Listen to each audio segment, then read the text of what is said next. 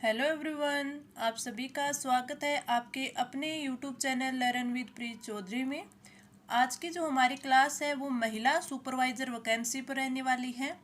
जो आपकी महिला सुपरवाइज़र वैकेंसी है इसकी हमने टेस्ट सीरीज स्टार्ट की थी, जिसमें से आज जो हमारी टेस्ट सीरीज का जो टेस्ट रहने वाला है वो 7वां टेस्ट रहने वाला है।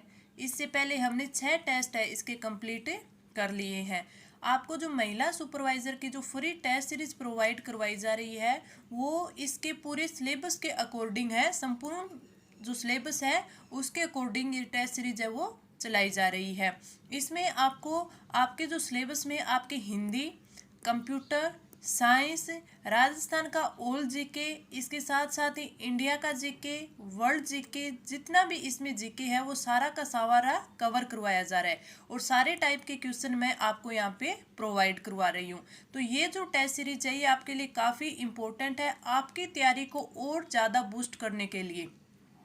तो इसके जो हमने पहले 6 टेस्ट कर चुके हैं वो भी अगर आपने नहीं देखे हैं तो आपको ज़रूर देखने चाहिए। आज का जो हमारा टेस्ट है अगर इसकी सिलेबस की बात करें कि आज हम कौन कौन से टॉपिक कवर करेंगे, तो हमारा जो टॉपिक है एक तो हिंदी, इसके बाद कंप्यूटर साइंस और ज्योग्राफी में आपकी राजस्थान ज्योग्राफी, इंडिया ज्योग्राफी और वर्ल्ड ज्योग्राफी, इन तीनों के क्वेश्चन आज मैं आपके लिए लेके आई हूँ। तो हम इसका कंप्लीट सॉल्यूशन करते हैं। एक जो हमारा क्वेश्चन होता है उसका पूरा का पूरा रिव्यू करके उसका पूरा है वो उस क्वेश्चन देखते हैं कि उसके आसपास कितने क्वेश्चन बन सकते हैं। ये तो आज की जो हमारी क्लास रहने वाली है उसके बारे में मैंने बताया। हमारी जो टेस्ट सीरीज चल रही है इस चैनल पे आपको 2 टेस्ट सीरीज है वो प्रोवाइड करवाई जा रही है। एक तो आपको आरएएस परी की, दूसरी आपको महिला सुपरवाइज़र की। महिला सुपरवाइज़र की जो टेस्ट सीरीज है वो आपको वीक में 2 डेज सैटरडे और संडे 2 दिन आपको इसकी टेस्ट सीरीज है वो प्रोवाइड करवाई जा रही है और बाकी के 5 डे है वो आपके आरएएस प्री की टेस्ट सीरीज की क्लासेज होती हैं। तो आपके लिए दोनों की दोनों वैकेंसी है वो काफ़ी इम्पोर्टेंट है और अभी जल्दी ही आरएएस की आपकी वैकेंसी है वो 905 पोस्ट पे बताई जा रही है, यानी 900 प्लस वैकेंसी आपकी आएगी। तो ये दोनों की दोनों टेस्ट सीरीज आपकी काफ़ी इंपॉर्टेंट है और दोनों ही वैकेंसी की बात करें तो सिलेबस है वो काफ़ी हद तक है वो सेम है। तो आपको ये दोनों क्लासें हैं वो हर रोज़ लेनी चाहिए। साथ में ही इसी चैनल पर आपको हमारे साइंस की क्लासेस भी प्रोवाइड करवाई जा रही है जो कि आपके सेंटर और आपके स्टेट के सभी एग्जाम के लिए काफ़ी इम्पोर्टेंट है। तो चलिए आज की जो हमारी टेस्ट सीरीज है उसे स्टार्ट करते हैं। और हमारी टेस्ट सीरीज का जो फर्स्ट क्वेश्चन है कि निम्नलिखित में से किस क्रमांक में सही शब्द है, यानी जो सही शब्द दिया हुआ है वो हमें छांटना है। सन्मुच, ऐक्यता, उत्कृष्टता, पूजनीय और पूज्य, उत्कर्ष और पूजनीय। तो हमारा जो राइट आंसर होगा कि इसमें सही कौन सा दिया हुआ है, तो राइट होगा ऑप्शन है डी। उत्कर्ष और पूजनीय है वो शुद्ध शब्द दी हुई है, बाकी के 3 है अशुद्ध दिए गए हैं। तो अब हम देख लेते हैं कि जो अशुद्ध दिए हैं उनका शुद्ध रूप क्या होगा। सबसे पहले हमें दिया हुआ है सन्मुज, तो ये सन्मुज नहीं होता है, ये होता है सन्मुख। क्या होता है? सन्मुख होता है। दूसरा ऐक्यता नहीं होता, ये एकता होता है। क्या होता है? एकता होता है। अगला उत्कृष्टता, तो ये उत्कर्ष होता है। पूजनीय, तो ये पूजनीय नहीं होता, ये होता है पूजनीय। ये क्या होता है? पूजनीय। तो आपका राइट आंसर कौन सा हो जाएगा? राइट आंसर हो जाएगा ऑप्शन डी। और पूज्य में आपका पूज्य ऐसे लिखा जाता है, यानी पू बड़ी मात्रा लगती है, तो पूज्य, पूजनीय, सन्मुख, एकता। तो राइट आंसर ऑप्शन डी। आगे बढ़े। हमारा जो अगला क्वेश्चन है कि निम्नलिखित में से वर्तनी की दृष्टि से अशुद्ध शब्द कौन सा है। इनमें से 3 शुद्ध शब्द हैं और एक है वो अशुद्ध शब्द है। ईश्वर बिल्कुल सही, उद्योग ये भी बिल्कुल सही, उज्जयिनी ये भी बिल्कुल सही, आदित्य ये आपका गलत दे रखा है। तो राइट आंसर कौन सा हो जाएगा? Option D. आदित्य है वो इस प्रकार लिखा जाता है, आदित्य, ये इसका शुद्ध रूप है। आदित्य के अगर अर्थ की बात करें कि आदित्य का अर्थ क्या होता है, तो आदित्य का अर्थ होता है सूर्य। आदित्य का अर्थ क्या होता है? सूर्य। तो आपका राइट आंसर हो जाएगा ऑप्शन डी, जो कि वर्तनी की दृष्टि से अशुद्ध दिया गया है। आगे बढ़े। अगला क्वेश्चन है निम्नलिखित में से शुद्ध वाक्य कौन सा है। वहाँ भारी भरकम भीड़ जमा थी। श्री कृष्ण के अनेकों नाम हैं। उसने मुक्त हस्त धन लुटाया। राम या श्याम कल आएंगे। तो हमें पूछा क्या है, इसमें हमें पूछा है कि शुद्ध वाक्य कौन सा है। तो इसका राइट आंसर हो जाएगा ऑप्शन सी कि उसने मुक्त हस्त धन लुटाया। ये वाक्य क्या है, शुद्ध है। अगर हम इन और वाक्यों की बात करें कि इनमें क्या गलतियां दी गई है, किस वजह से अशुद्ध है, तो वहां भारी भरकम भीड़ जमा थी, ये अशुद्ध है। इसमें क्या होगा कि वहां भारी भीड़ लगी हुई थी। क्या लिखेंगे इसको शुद्ध वाक्य में, वहां भारी भीड़ लगी थी, तो ये इसका शुद्ध रूप हो गया। अगला है श्री कृष्ण के अनेकों नाम है, ये अशुद्ध है। शुद्ध होगा श्री कृष्ण के अनेक नाम है, अनेक नाम है। और अगला क्या है, राम या श्याम कल आएंगे, तो इसका होगा राम या श्याम कल आएगा। राम या श्याम कल आएगा, ये इसका शुद्ध हो गया। तो आपका राइट आंसर कौन सा हो जाएगा, ऑप्शन सी हो जाएगा, जो कि शुद्ध दिया हुआ है। बाकी के तीन ये अशुद्ध दिए होंगे, जिनके शुद्ध रूप है इस प्रकार होंगे। तो राइट आंसर ऑप्शन सी। आगे बढ़े, हमारा अगला क्वेश्चन है कि निम्नलिखित में से लिंग संबंधित अशुद्धि किस वाक्य में है। अब इनमें अशुद्धि तो सभी में दे रखी है, लेकिन हमें ये बतानी है कि लिंग संबंधित शुद्धि है, अशुद्धि है, वो किस में दी हुई है। बुआ जी आप क्या कर रही हैं, वह अपनी धुन में जा रही है। दिल्ली में 4 गिरफ्तारी हुई। ताजमहल की सौंदर्यता अनुपम है। तो अगर हम बात करें लिंग संबंधित अशुद्धि की, तो ये आपके ऑप्शन है फर्स्ट में है। वो किस प्रकार, वो इसे कि क्या होगा, बुआ जी आप क्या कर रही हैं, ये नहीं होगा, इसमें होगा बुआ जी आप क्या कर रही हैं, आप क्या कर रही हैं, क्या कर रही है, ये इसका शुद्ध रूप होगा। तो इसमें क्या है, लिंग संबंधित अशुद्धि दी हुई है। अगले की बात करें कि वह अपनी धुन में जा रही है, जो कि सही दिया हुआ है। अगला दिल्ली में 4 गिरफ्तारी हुई, तो दिल्ली में 4 गिरफ्तारी हुई नहीं, दिल्ली में 4 गिरफ्तारियां हुई, दिल्ली में 4 गिरफ्तारियां हुई। तो इसमें क्या हो जाएगा, गिरफ्तारी की जगह हो जाएगा गिरफ्तारियां हुई। और ये किस प्रकार की शुद्धि है, गिरफ्तारियां हुई, ये वचन से संबंधित शुद्धि है, क्योंकि ये एक वचन में दे रखा है और ये किस में आएगा, बहुवचन में आएगा। तो ये वचन प्रकार की अशुद्धि है, वचन अशुद्धि है। अगला क्या हो गया कि ताजमहल की सौंदर्यता है वो अनुपम है, सौंदर्यता। तो इसमें क्या होगा, ताजमहल का सौंदर्य है वो अनुपम है, ताजमहल का सौंदर्य अनुपम है। तो इसमें किस प्रकार की शुद्धि अशुद्धि हो गई, इसमें है आपकी वर्तनी से संबंधित अशुद्धि हो गई, क्योंकि इसमें सौंदर्यता नहीं सौंदर्य होगा, तो ये वर्तनी अशुद्धि है। राइट आंसर आपका ऑप्शन है फर्स्ट। मैं आपको अच्छे से समझाने का प्रयास कर रही हूँ, फिर भी अगर कोई चीज़ समझ में नहीं आती है तो आप नीचे कमेंट करके पूछ सकते हैं। आगे बढ़ें, हमारा अगला क्वेश्चन कि निम्नलिखित में से किस मुहावरे का अर्थ है वो असंगत यानी गल दिया हुआ है। लहू के आंसू पीना, दुख सह लेना, मोहर लगा देना, पुष्टि करना, मक्खियां मारना, बेकार बैठे रहना, पगड़ी रखना, बेइज्जत करना। तो आपका राइट आंसर क्या हो जाएगा, राइट आंसर हो जाएगा ऑप्शन डी। पगड़ी रखना जो मुहावरा है इसका अर्थ होता है इज्जत बचाना, इज्जत बचाना, इज्जत बचाना। अगर इसको देखें तो हम कई बार हमने ऐसे सुना है ना कि कोई कह दे कि आप इसमें मेरी पगड़ी रख लो वरना मैं कहीं का नहीं रहूँगा, यानी पगड़ी रख लो यानी मेरी इज्जत बचा लो। ठीक है, इज्जत बेइज्जत करना होता है, इसका होता है पगड़ी उछालना, पगड़ी उछालना, बेइज्जत करना। तो आपका राइट आंसर कौन सा हो जाएगा, राइट आंसर हो जाएगा ऑप्शन डी। बाकी के सारे है वो सही दिए हुए हैं। लहू के आंसू पीना यानी दुख सह लेना, मोहर लगा देना यानी किसी बात की पुष्टि करना, मक्खियां मारना यानी बेकार बैठे रहना। तो राइट आंसर ऑप्शन डी। आगे बढ़े, अगला क्वेश्चन है कि आज के ज़माने में स्वार्थपरता बढ़ जाने के कारण कुछ लोग डैश डैश बन गए, यानी यहाँ पे हमें कौन सा मुहावरा है वो सही बैठेगा वो लगाना है। स्वार्थी बनकर लूटते हैं, विरोधियों के दांत कट्ठे करते हैं, थाली के बैगन बन जाते हैं और अपना प्रभाव जमाते हैं। तो आपका राइट आंसर क्या होगा? राइट आंसर होगा ऑप्शन सी, थाली के बैंगन बन जाते हैं। थाली के बैंगन बन जाना मतलब यानी वो लाभ हानि अपना फायदा देखकर है वो अपना पाला बदल लेते हैं, यानी पहले किसी और की साइड में थे अब किसी और की साइड में हो जाएंगे। तो आज के जमाने में स्वार्थपरता बढ़ जाने के कारण कुछ लोग थाली के बैंगन बन जाते हैं, यानी अपना लाभ हानि देखकर है वो पाला बदल लेते हैं। तो राइट आंसर ऑप्शन सी।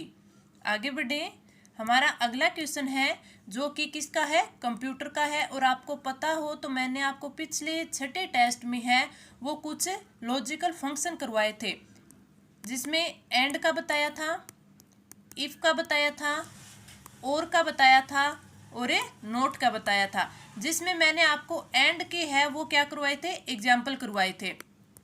आज के जो है मैं एंड और इफ और नोट सभी इन चारों के एक बार आपको वापस रिवाइज करके एग्जाम्पल बता दूंगी। और ऐसे क्वेश्चन है वो काफ़ी बार एग्जाम में आते हैं और ये इंपॉर्टेंट होते हैं। ये हमें समझ में नहीं आते इसलिए हम छोड़ देते हैं, बिल्कुल इजी होते हैं। और ये मान के चलिए ये हमारा जो क्वेश्चन होता है फ्री का होता है, बस हमें एक बार समझना होता है। ये ना कुछ याद करने वाली चीज़ होती है, एक बार समझ में आ गया अच्छे से तो हमारा ये क्वेश्चन है बिल्कुल सही होगा और ये हमारे फ्री के नंबर हो जाएंगे। तो मैं पहले आपको एंड और इफ और नोट बता देती हूँ, फिर इनके एक एक एग्जाम्पल आपको करवा दूंगी।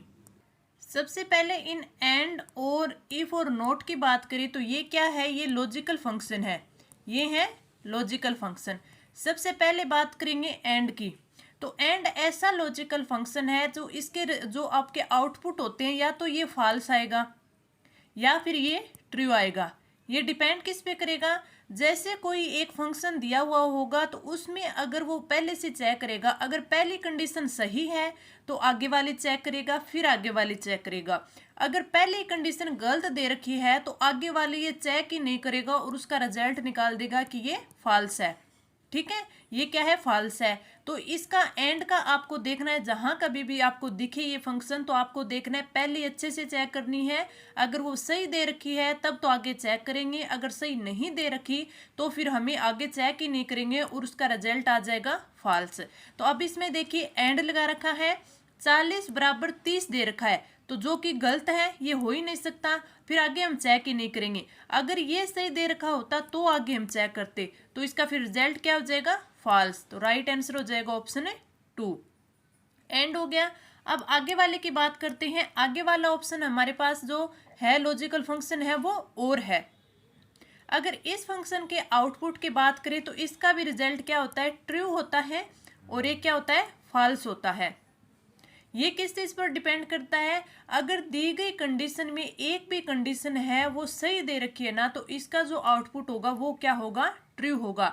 यानी और है वो एक पॉजिटिव होता है, वो सिर्फ मतलब सही को ढूंढता है। किसको ढूंढता है? सही को। अब हमने देखा कि 40 बड़ा है 50 से तो ये गलत दिया इसने, फिर हम आगे चेक करेंगे। आगे फिर दे रखा है 5 बराबर 4 है, ये भी गलत दे रखा है। आगे देखिए 20 बराबर 20 दे दिया, यानी ये सही बात दे दी। तो इसमें अगर हमें एक भी सही दिया होगा तो हमारा रिजल्ट ट्रू होगा। अब इसमें 2 गलत दिए हुए, अगर तीसरा भी गलत दे देता तब हमारा रिजल्ट है वो फॉल्स आता, लेकिन एक भी सही दे दिया इसका मतलब हमारा जो रिजल्ट है वो क्या आ गया? ट्रू आ गया। तो राइट आंसर हो जाएगा ऑप्शन है फर्स्ट। तो और क्या होता है? एक पॉजिटिव फंक्शन होता है। आगे बढ़े, अगला अगर हम एग्जाम्पल देखें, अगला है नोट का एग्जाम्पल। नोट है वो इस फंक्शन का जो आउटपुट होता है वो भी क्या होता है? ट्रू और फॉल्स होता है। लेकिन इसमें हम कैसे चेक करते हैं? इसमें चेक करते हैं कि नोट हमेशा अपोजिट है वो आउटपुट देता है, आउटपुट को बदल देता है नोट। यानी कि अगर यहाँ पे सही दिया होता है यानी ट्रू दिया हुआ था उसका रिजल्ट ये फॉल्स कर देता है, फॉल्स दे रखा होता है तो उसका रिजल्ट है वो ट्रू कर देता है। अगर ये माने कि कोई सही कंडीशन दे रखी है तो आउटपुट हमारा क्या आएगा? फॉल्स आएगा। अगर कंडीशन गलत दे रखी है तो ट्रू आएगा। अब जैसे नोट लगा हुआ है 40 बराबर 40, ये कंडीशन क्या है? ट्रू है, यानी सही दे रखी है तो रिजल्ट क्या आएगा? फॉल्स आएगा। तो राइट आंसर हो जाएगा ऑप्शन है 2। अगर यहाँ पे क्या दे रखा होता है, यहाँ पे दे रखा होगा 40 बराबर 30, यानी ये चीज़ क्या है, ये गलत है, ये फॉल्स दे रखा है, तब इसका जो रिजल्ट है वो क्या आता, ट्रू आता। समझे? तो ये हमारा तीसरा हो गया। अब हम चौथे की बात करते हैं, जो कि क्या है, इफ का फंक्शन है। इफ दे रखा हो तो हमें ये देखना है कि इस फंक्शन का जो आउट होता है, आउटपुट होता है, वो यूजर के द्वारा जो दी गई कंडीशन होती है उस पर डिपेंड करता है। जैसे इसने दे रखी है कि इफ 40 बड़ा है 40 से, यदि इफ यानी 40 बड़ा है 30 से, और 3 × 2 दिया हुआ हो और 4 × 4 दिया हुआ हो। लेकिन हमें क्या दिया हुआ है कि 40, यहाँ पे तो दे रखा है कि 40 बड़ा है 40 से, लेकिन इसमें हमें ये कंडीशन नहीं दे रखी, तो इसका रिजल्ट आएगा वो किस पर, इस पर डिपेंड करेगा। यानी 4 × 3 कितने हो गए, 12 हो गए। तो रिजल्ट क्या आ जाएगा, ऑप्शन है 2 आ जाएगा।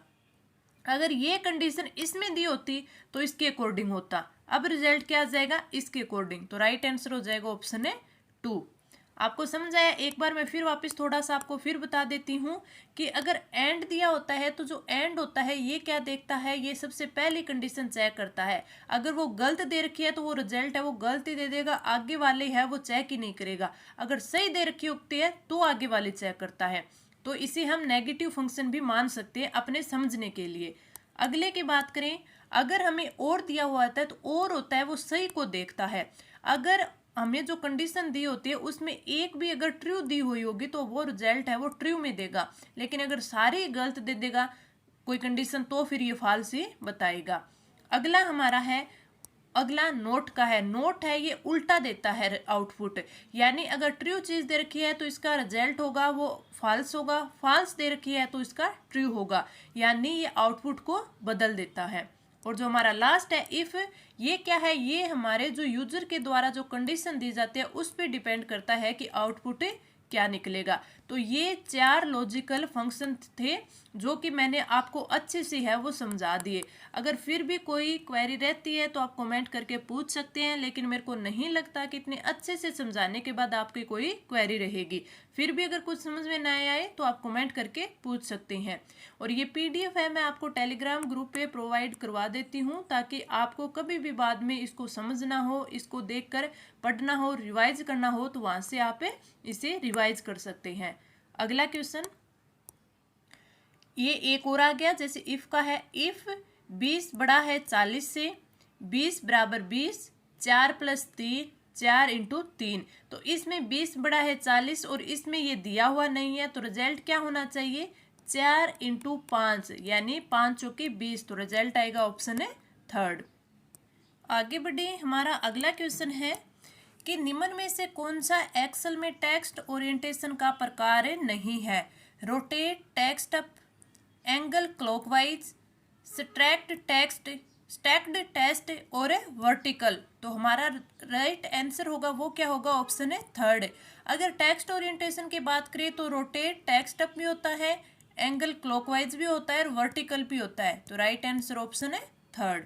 आगे बढ़े, ये हमारे कंप्यूटर के क्वेश्चन थे और अब हमारे कुछ है वो साइंस के क्वेश्चन होंगे, जिसमें फर्स्ट क्वेश्चन है कि जीवाणुओं की कोशिका भित्ति बनी होती है पेप्टाइडोग्लाइकेन की, काइटिन की, सेलुलोज की और ग्लैक्टोज की।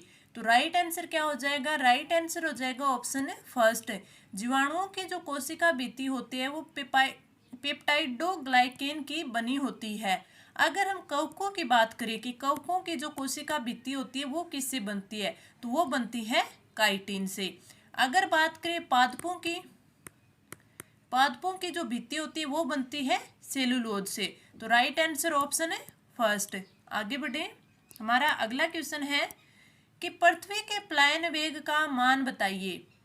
अब प्लायन वेग का मान है वो 12.1 किलोमीटर पर सेकेंड, 11.2 मीटर पर सेकेंड, 11.2 किलोमीटर पर सेकेंड और 11.2 किलोमीटर पर हावर।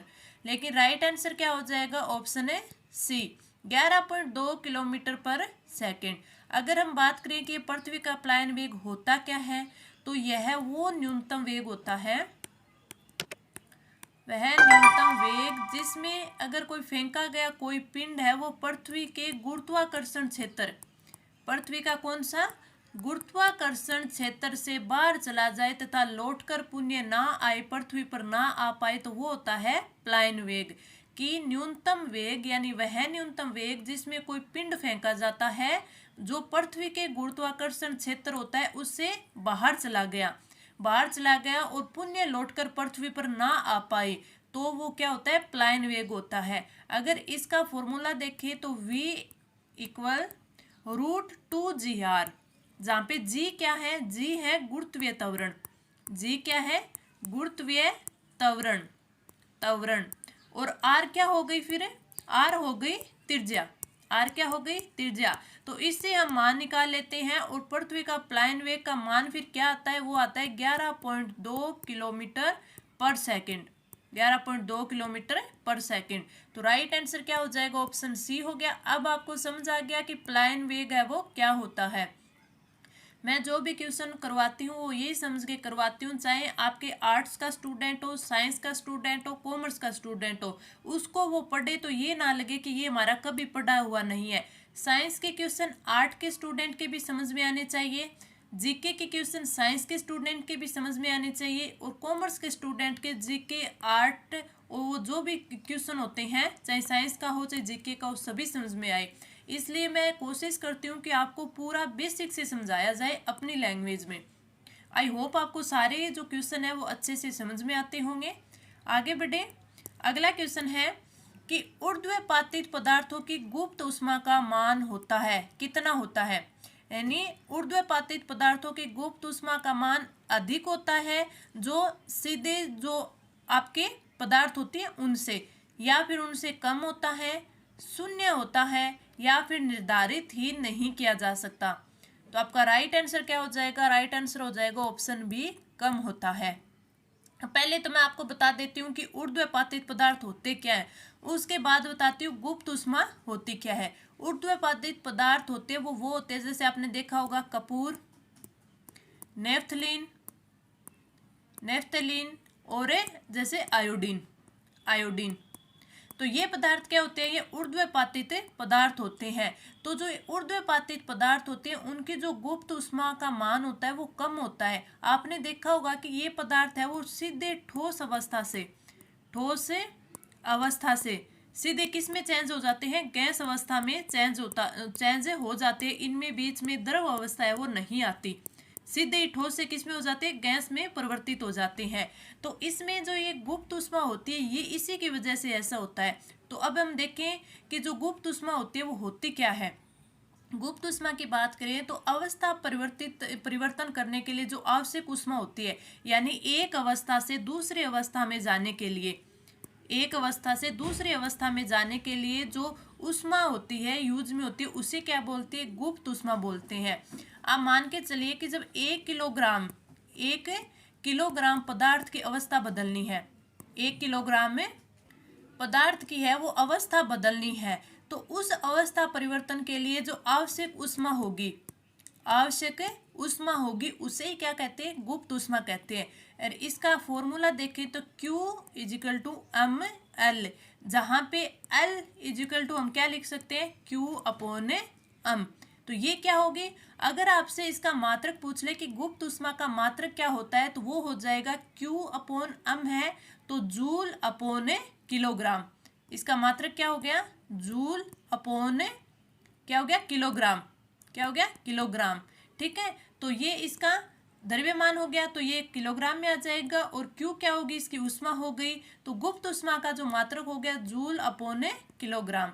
Right answer option B. अब आपको समझ में आ गया कि जो ऊर्ध्वपातित पदार्थ होते हैं उनकी गुप्त ऊष्मा कम क्यों होती है, क्योंकि ये सीधे की सीधे है वो किस में होते हैं, ठोस से गैस अवस्था में चेंज हो जाते हैं, ये द्रव अवस्था में आते ही नहीं है, जिस वजह से इनकी जो ऊष्मा होती है, क्योंकि फिर इनकी अवस्था जो परिवर्तित होगी उसमें कम ऊष्मा की आवश्यकता होगी, तो इसलिए इनकी जो ऊष्मा होती है, गुप्त ऊष्मा होती है, वो कम होती है। आगे बढ़े, अगला क्वेश्चन है कि घरों में जो विद्युत की सप्लाई होती है वह कितने वोल्ट तथा हर्ट्ज पर होती है। 450 वोल्ट से तथा 70 हर्ट्ज, 200 वोल्ट व 25 हर्ट्ज, 800 वोल्ट व 80 हर्ट्ज और 220 वोल्ट तथा 50 हर्ट्ज। तो आपका राइट आंसर होगा वो कौन सा होगा, ऑप्शन है डी होगा, कि जो हमारे घरों में जो ऊर्जा होती है वो कौन सी होती है, वो प्रत्यावर्तित विद्युत शक्ति की सप्लाई होती है। प्रत्यावर्ती विद्युत होती है, वो विद्युत शक्ति की हमें सप्लाई होती है। वो कितने की होती है, 220 वोल्ट की होती है। और जिसकी अगर आवृत्ति की बात करें तो आवृत्ति कितनी होती है, यानी उनकी हर्ट्ज कितनी होती है, वो होती है 50 हर्ट्ज की। तो आप याद रखिएगा पहली चीज तो कि हमें जो घरों में विद्युत सप्लाई होती है वो प्रत्यावर्तित विद्युत धारा होती है, उसकी जो सप्लाई होती है वो कितनी होती है, 220 वोल्ट की होती है, और आवृत्ति उसमें 50 हर्ट्ज की होती है। तो राइट आंसर ऑप्शन डी। आगे बढ़े, हमारा अगला क्वेश्चन है कि निम्नलिखित में से कौन सी नदियां हैं वो एशिया महाद्वीप में स्थित है। ये आपके वर्ल्ड ज्योग्राफी के क्वेश्चंस आ गए। फरात नदी, पो नदी, इरावती नदी, राइन नदी और मेकोंग नदी। तो इनमें हमें ये बताना है कि ये नदियां एशिया महाद्वीप में स्थित हैं। तो इसके राइट आंसर को लगाने से पहले मैं आपको ये पांचों के पांचों बता देती हूँ कहाँ कहाँ की है। पो और अगर राइन नदी की बात करें तो ये यूरोप महाद्वीप की नदियां हैं, यूरोप महाद्वीप की हैं। जबकि फरात नदी, इरावती नदी, मेकोंग नदी ये कहाँ की है, ये एशिया महाद्वीप की है। ये है एशिया महाद्वीप की, एशिया महाद्वीप की। अब अगर हम देखें तो इसके अलावा और कौन कौन सी है, इसके अलावा दजला, दजला नदी जिसे टिग्रिस भी बोलते हैं, टिग्रिस ये भी किसकी है, ये भी एशिया महाद्वीप की है।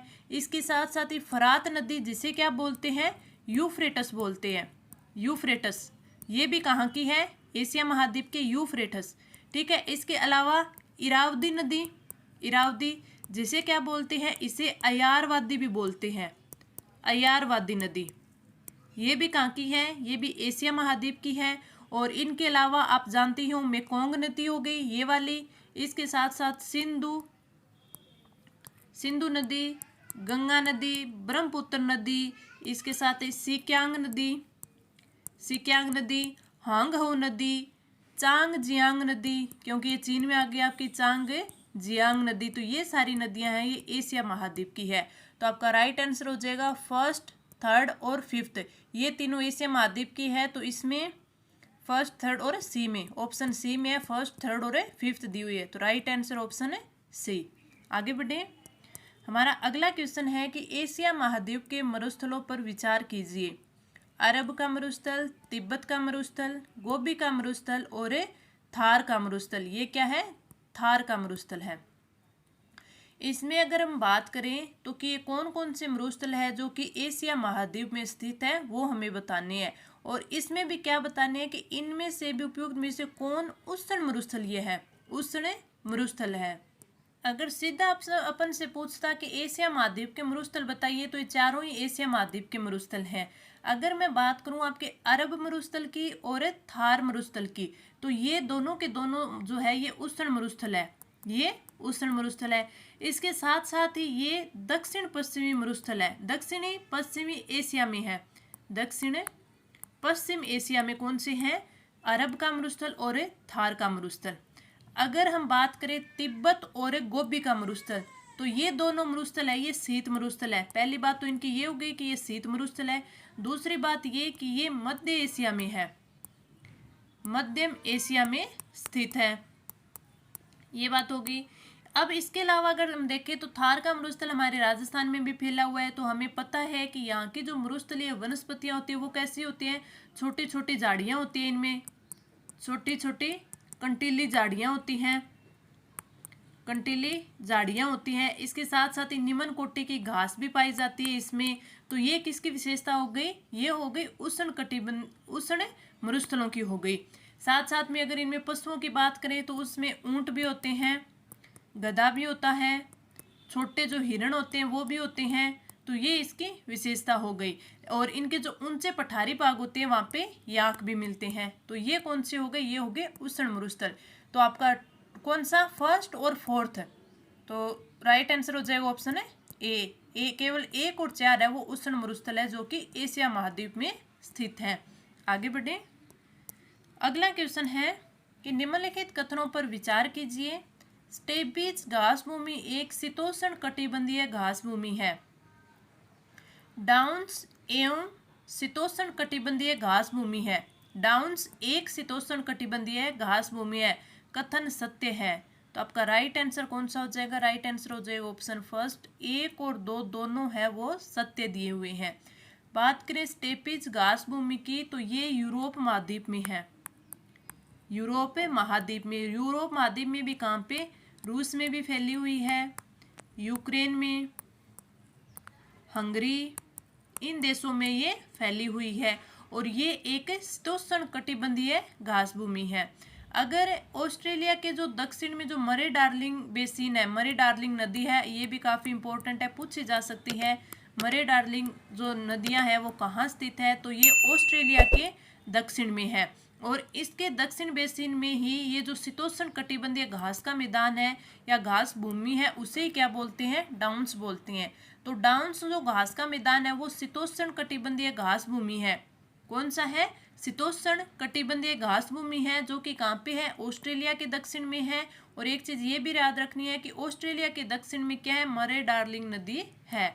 तो राइट आंसर क्या हो जाएगा? राइट आंसर हो जाएगा ऑप्शन सी कि दोनों के दोनों है वो सही दिए हुए हैं। आगे बढ़े। निम्नलिखित में से पालेरी व लूणकरणसर में किस प्रकार के बालुका स्तूपों को विस्तार है? बालिका स्तूपों का विस्तार है। पैराबोलिक, तारा बालुका स्तूप, अर्धचंद्राकार बालुका स्तूप और अवरोधी बालिका स्तूप। तो आपका राइट आंसर क्या हो जाएगा? राइट आंसर हो जाएगा ऑप्शन है सी। अर्धचंद्राकार बालुका स्तूप है वो पालेरी व लूणकरणसर, और ये दोनों कहाँ पे है? बीकानेर में। तो अर्धचंद्राकार बालुका स्तूप की बात करें तो अर्धचंद्राकार को ही क्या बोला जाता है? बरखान। आपने ये बरखान तो काफी बार पढ़ा है। तो बरखान और अर्धचंद्राकार बालुका स्तूप होते हैं, ये 10 से 20 मीटर तो ऊंचाई तक होते हैं, इनकी ऊंचाई होती है। इसके साथ साथ ही अगर इनका विस्तार देखें तो 100 से 200 मीटर चौड़ाई तक ये विस्तृत रहते हैं। और जो ये बरखान होते हैं इसका अगर राजस्थान में फैलाव देखें कि ये कहाँ कहाँ पर होते हैं, तो ये पालेरी है वो चूरू में, शायद मैंने आपको बीकानेर बोल दिया था, सॉरी। ये कहाँ पे है? चूरू में। पालेरी चूरू में, लूणकरणसर आपके बीकानेर में, जैसलमेर में, इसके साथ साथ ही सीकर में, और सूरतगढ़ भी आ जाता है थोड़ा हिस्सा, करणी माता, ये आपका बीकानेर, ओसियां, जोधपुर, ये इलाके आ जाते हैं। तो इसमें क्या होते हैं? ये अर्धचंद्राकार या आपके बरखान जो स्तूप होते हैं ये पाए जाते हैं। इसके अलावा मैं तीनों और बता देती हूँ। जैसे पैराबोलिक है, तो पैराबोलिक स्तूप होते हैं ये हमारे लगभग संपूर्ण राजस्थान में ही पाए जाते हैं, संपूर्ण राजस्थान में। लेकिन अगर सर्वाधिक पूछ ले आपके पैराबोलिक, तो ये बीकानेर में पाए जाते हैं। सर्वाधिक बीकानेर में, वैसे संपूर्ण राजस्थान में पाए जाते हैं। तारा बालुका स्तूप की बात करें तो इनके आकृति तारे के समान दिखाई देती हैं, तो ये तारा बालुका स्तूप कहलाते हैं। और ये कहाँ कहाँ पर? सोहनगढ़ में, पोखरण में और सूरतगढ़ में, जो कि गंगानगर में पड़ता है, सूरतगढ़ में, यहाँ पे पाए जाते हैं तारा बालुका स्तूप। अगर बात करें अवरोधी बालुका स्तूप की, जो किसी अवरोध के कारण, चाहे वो पेड़ का अवरोध हो जाए, झाड़ी का अवरोध हो जाए, तो उनके अवरोध के कारण है जो उत्पन्न होते हैं वो क्या होते हैं? अवरोधी बालुका स्तूप होते हैं। हमारा राइट आंसर है ऑप्शन है सी। आगे बढ़े। हमारा अगला क्वेश्चन है, निम्नलिखित में से कौन सा सुमेलित नहीं है? सांबर साल्ट लिमिटेड सांबर में, instrumentation limited Didwana, Hindustan machine tools Ajmer, Rajasthan telephone industries Bhiwadi. तो इसमें सबसे पहले हम बात कर लेते हैं कि सुमेलित नहीं दिया हुआ है यानी गलत दिया हुआ है। तो राइट आंसर है ऑप्शन बी। इंस्ट्रूमेंटेशन जो लिमिटेड है वो कहाँ पे है? वो है कोटा में। और जिसकी स्थापना कब हुई थी? स्थापना हुई थी 1964 में। बात करें सांबर साल्ट लिमिटेड की, तो सांबर ये कहाँ पे है? जयपुर में, और इसकी स्थापना हुई थी 1960 में। अगली कौन सी है? डीडवाना नागौर की दी हुई है, तो इसमें है Rajasthan state chemical works, Rajasthan state chemical और वर्क्स। तो ये कहाँ पे है? ये डीडवाना नागौर में है, डीडवाना नागौर में है। और इसकी स्थापना भी कब हुई थी? 1964 में हुई थी। हिंदुस्तान मशीन टूल्स की बात करें तो अजमेर में स्थित है, जिसकी स्थापना 1967 में हुई थी, 67 में। और अगर हम बात करें राजस्थान टेलीफोन इंडस्ट्रीज की, तो ये कहाँ पे है, भिवाड़ी अलवर में है, भिवाड़ी अलवर में है। तो ये मैंने आपको चारों ऑप्शन एक्सप्लेन कर दिए, राइट आंसर ऑप्शन बी। आगे बढ़े, हमारा अगला क्वेश्चन है, राजस्थान में कौन से जिले आई दक्षिणी पूर्वी मैदान, आदर आएगा यहाँ पे, आदर दक्षिणी पूर्वी मैदान कृषि जलवायु प्रदेश के अंतर्गत आते हैं। डूंगरपुर तथा बांसवाड़ा, डूंगरपुर बांसवाड़ा प्रतापगढ़, राजसमंद भीलवाड़ा तथा चित्तौड़गढ़, या फिर कोटा बूंदी बारा झालावाड़। तो आदर दक्षिणी पूर्वी मैदान, अगर ये हम हमारे राजस्थान का देखें तो राजस्थान में ये कौन सा है, आदर दक्षिणी पूर्वी मैदान है ये। तो इसमें कौन कौन से आते हैं, जैसे कोटा बूंदी बारा झालावाड़। तो राइट आंसर क्या हो जाएगा, ऑप्शन है डी। आपको पता है राजस्थान में कितनी है, 10 आपके कृषि जलवायु प्रदेशों में बांटा गया है।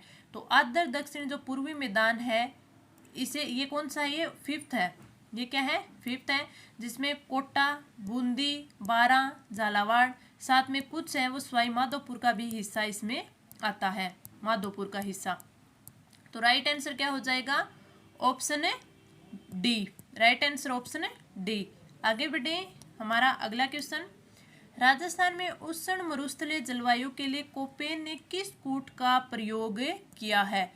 उष्ण मरुस्थलीय जलवायु प्रदेश, अगर इसकी कोपेन की हम बात करें तो कोपेन ने AW, BWHW, इसके साथ ही BSHW, CWG, इनका प्रयोग किया था। तो मैं चारों बता देती हूँ। जैसे AW है, ये तो है उष्ण कटिबंधीय है, उष्ण कटिबंध आंध्र प्रदेश, आंध्र प्रदेश।